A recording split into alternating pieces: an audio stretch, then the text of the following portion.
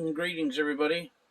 Rod back again. Thought I would do another video on another gun from my collection. Here we are, back in my little hiding place, as I call it. My little reloading room, and my gun place, and my place to play my tunes and whatnot.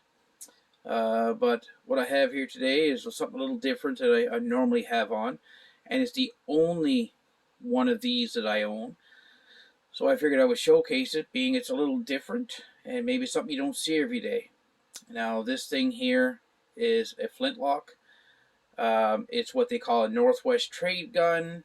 It was built by a gentleman out of Washington State by the name of David Dolliver, who's now deceased since 2019, so he won't be making any more of his beautiful guns. I was lucky to obtain this from a friend in a trade. I had to give up 2 of my double-barrel shotguns for it, but I feel that I got a very good trade and made a new friend in the process. So that's what it's all about, making friends and meeting people and whatnot. So without further ado, I'm going to show you this gun as we have it. So here we go. This is my 62 caliber smoothbore, and that means it's a 20 gauge Flintlock. There's your Flintlock right there, and your octagon to round barrel, and they call those wedding bands. So it's like a step in the barrel, goes to a round contour. This stock is made out of curly maple. Again, as my other gun was, my Antonio Zoli, this one's pinned to the action to the gun as well, like here, and the ramrod ferrules are pinned here, the barrel is pinned here, and here, and it's also retained by a screw up top here, and I'll show you that in a minute. But this is a Northwest trade gun, 62 caliber Flintlock. This is made from a kit, and if I'm going to pronounce the place right, Petitonica River in the U.S. This guy used to get kits or buy parts from them, and I was told that he made this stock himself. There is a chip in the toe. It adds character, I think, but I'm going to live with it because I don't want to touch it. I mean, the gentleman's passed on. I want to keep it as he made it. So, here we go.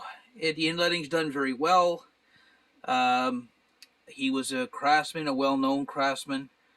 If you see here, it's got a touch hole liner. And people are going to say, well, the trigger guard's not inletted very well. On these trade guns, this is how they were done. The originals were done the same way. These guns were brought by colonists here to use as trading, to bartering tools, I guess you'd call it. Like they would trade for furs and for goods and for hides and whatnot. And you're going to say that's a big trigger guard. Well, what it was, when they traded these guns to Native Americans, the Native Americans were used to using their 2 fingers to pull on the bowstrings. Well, they wanted this to get their 2 fingers in here so they could pull the trigger. And that's how they wanted them. So, I'm going to flip her up here a little bit. There's your frizzen where your flint strikes to set off your charge in your pan. It's got a silver thumb piece right there. It's done pretty well here. I'm quite happy with this gun. Here we go. There's the other side of stock. It's got some nice grain to it. And there's the brass. They call it the serpent. It looks like a dragon to me, but they call it the serpent, so we're going to go with that. And made in the traditional style of a long trade gun or a fowler. Now, what was great about these guns is when you're on the frontier, this was probably one of the better choices to have because you could use, let me see here, if I have my stuff just out of hand here, out of reach. You could load it with birdshot and use fiber wads right here. And there's your over powder wad. And you can take one of the over powder wads and split it and use it for the overshot wad. And load it that way for shooting like small game like rabbits, partridge, duck, and smaller things. You could use buckshot in it too. This is just number 8 shot that I had kicking around. You could also use this thing for large game. There's your 62 caliber 350 grain lead ball. The diameter is 600 diameter, and what you do is you use a patch, load it as such, and you grease this here with some lubricant, put that down the barrel on top of your powder, and you have a big game round. I found with this gun though that even with this ball, this thickness of patching doesn't work very well, but lo and behold, Hoppy's shotgun cleaning patches, I've cut these in smaller squares like in halves and greased them, and they make wonderful patches. They work very well. They're pure cotton. Here's a flint out of the jaw. This is a napped English flint, the size for this gun. It's 7/8 of an inch by, 1 inch by 1 inch. And you get these for about $6 a piece from Rusty Wood Trading out west. You can get them from Track of the Wolf as well. But all in all, I'm going to go back to the gun. Give you another gander at her. Another thing with the flintlocks is that you want to use this stuff here, real black powder. Using Pyrex or substitutes, you get delayed fires, hang fires, and you never will hardly ever get it to work in the pan. It just got too slow of a burn rate. So it'd be like a click, swish, then all of a sudden kaboom, and it's going to be a really delayed fire. So you want to keep to a real black powder. I use GoX. You can use Swiss. You can use the Dynamite Noble powder. You can use any other one. There's one that states it's called Elephant. I think they're all out of Germany, but GoX is what I use when I can get a hold of it. And Old Einsford is good too. But all in all, like I said, just that's some nice grain in that wood, I'll tell you. It's got a brass butt plate. Another view of that. Big round comb at the bottom of the stock.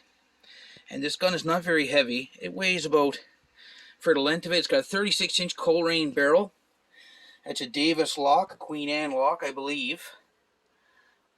And if you, you pick this up in your shoulder, it points like a dream. And it weighs about, I'd say, 7 3/4 to 8 pounds. So for a gun that's got a 36-inch barrel, not bad at all. There's your rammer. And there's the muzzle. It's got the coned muzzle, so it gives you a little bit of a better chance to load your ball, or a little easier. It's got that little flare right there, you see there. And that's the only thing you got for a sight. That little silver blade. There is no fixed rear sight on this because it was intended to be used as a shotgun and as a ball gun, so it had multi-purposes. So the gentleman that built this, he's deceased. He died in 2019. He was well known for making these trade gun kits. He made them in 20 gauge, 12 gauge, and I believe he made a couple in 28 gauge. I've only seen a couple of his workings at auctions online.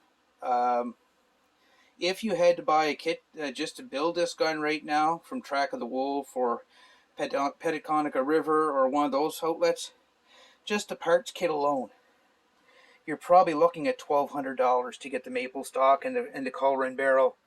And when you get it, it's not finished. It's all in the rough. You got to do your semi-inletting, you got to do your finishing and your browning and whatnot. And that's what this gun is. Nice plum brown finish on it there.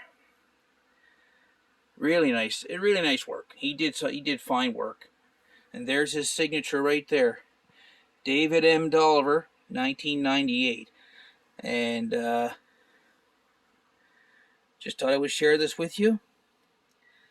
and show you what it was like hunting on the frontier years ago when you were a frontiersman, a plainsman, or a new settler, or to show you like the way a hunting gun started. This is it. You had a shotgun and a rifle in one. So that is my 62 caliber David Dolliver built Northwest trade gun with the Coleraine barrel, the Davis lock, and the curly maple stock. Hope you enjoyed the video and a little bit of information about what it shoots and a little history on it. And we'll see you in the next one.